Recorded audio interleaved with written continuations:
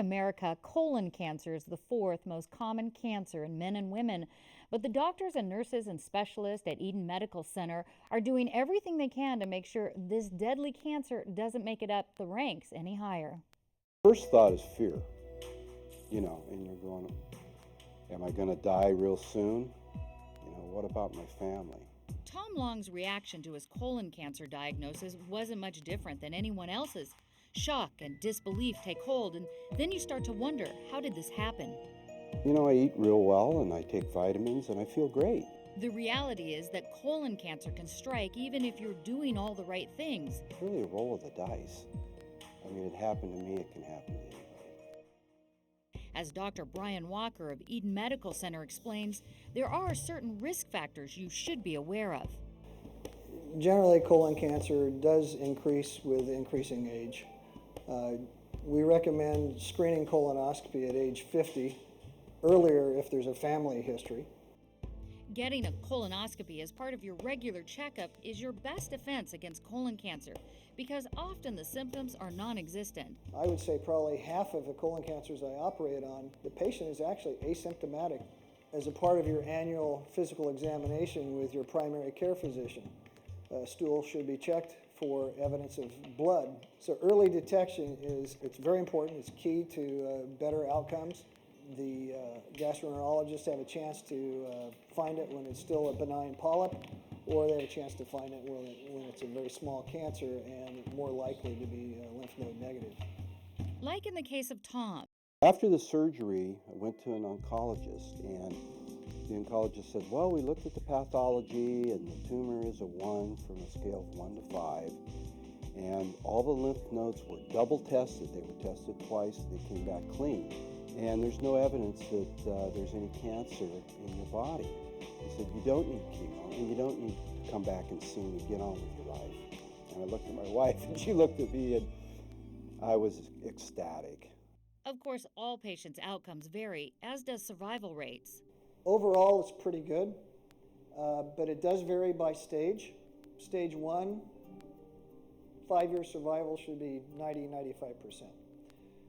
Stage 2, which is just a little bit bigger tumor, and the lymph nodes are still normal, it's still going to be very high, 75-80% at 5 years.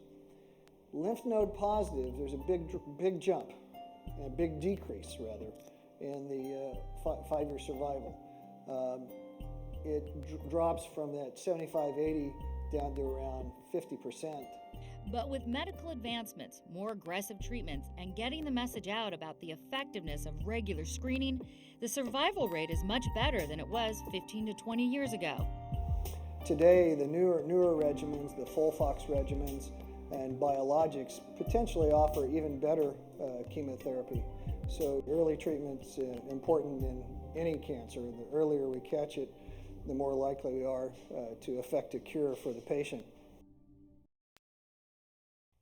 So again, Dr. Kane, early detection, early treatment, but there's a lot of advancements going on as far as detecting and treating colon cancer. Absolutely, yes.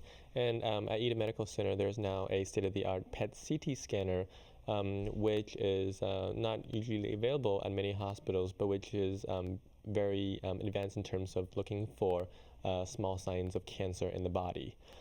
Go ahead. And in terms of treatment for colon cancer, you've heard Dr. Walker talk about the use of FOLFOX, which is a chemotherapy regimen for treating advanced colon cancer in which people either have lymph node involvement or metastatic disease.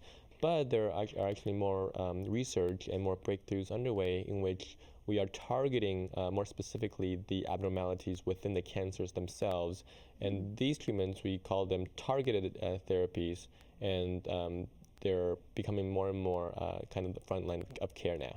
And with those, this is after you've discovered you have it, but it's important. First of all, how do you detect it? I know we mentioned that basically, but how do you find it and how do you get tested? So again, the symptoms of colon cancer can be very subtle. Anything such as abdominal discomfort, bloating, maybe some bleeding in your stool. So these are very vague signs and symptoms, but if they persist, that is when a patient should start to talk to their provider about looking for help. And in terms of actually diagnosing colon cancer, it really requires, again, visualization of the cancer, usually under an endoscopic procedure known as a colonoscopy, in which a gastroenterologist can locate the cancer and take a biopsy of it for evaluation. And I've actually had one of those. Katie Cork had one. You really same day. You don't have to get knocked out, right? Is that a pretty easy procedure? Yeah, it's a very well tolerated procedure, and you're not even under general anesthesia, because the risk of general anesthesia is actually worse than the procedure itself. So yeah, it's really an outpatient procedure that can be done within half a day. How important is it as far as what you eat for preventing colon cancer, or is there anything you can really do? So there are some modifiable risk factors for colon cancer. Now, there are things that you can't change, such as your age or your family history. But certainly things that you can change would be things like smoking, perhaps eating foods higher in fiber.